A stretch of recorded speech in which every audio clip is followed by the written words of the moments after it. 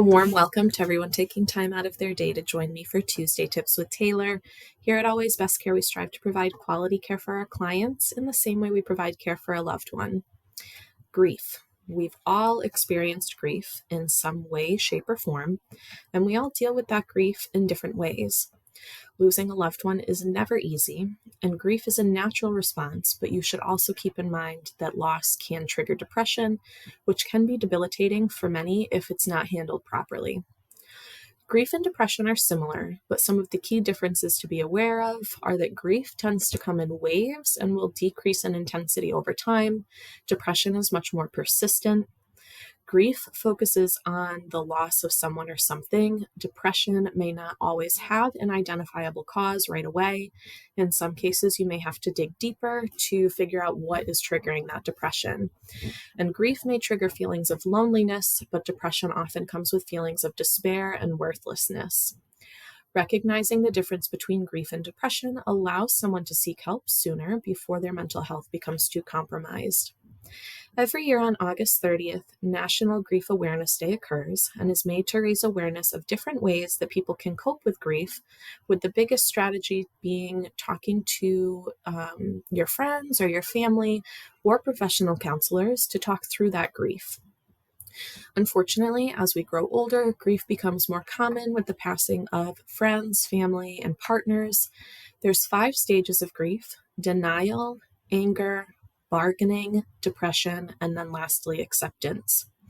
While it's thought that once you complete one stage, you don't come back to it, this is not the case in some instances. Grief is much like a roller coaster, full of highs and lows, but the ride does eventually stop. Grief and loss aren't always conventional, though.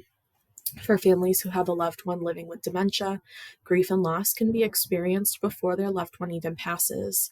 Dementia is an extremely ugly disease that changes a person both physically and mentally and affects more than just the individual living with dementia. As the brain changes and more memories are forgotten, families may grieve the loss of who their loved one was before dementia, and that's okay.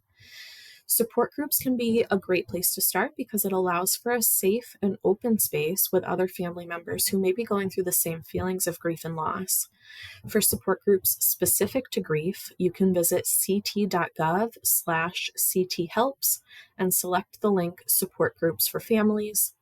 If you're looking for a support group specific to dementia, you can visit alz.org and search support groups in the purple banner along the top of that webpage. You're not going through this alone. There's a world full of incredible people going through similar situations that are ready to gather with their community for support. Don't ignore the warning signs and seek help as soon as you begin experiencing feelings of despair, suicidal thoughts, or social withdrawal. If you or a loved one are having suicidal thoughts, you should call or text the National Suicide Prevention Hotline at 988. Thank you so much for joining me today, and I look forward to seeing you next time.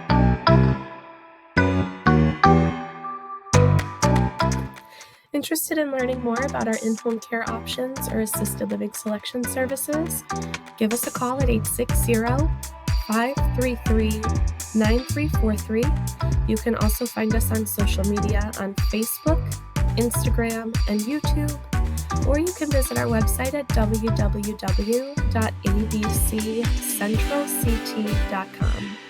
Always Best Care has been in business since 2009, and it's where better options for senior living are a priority.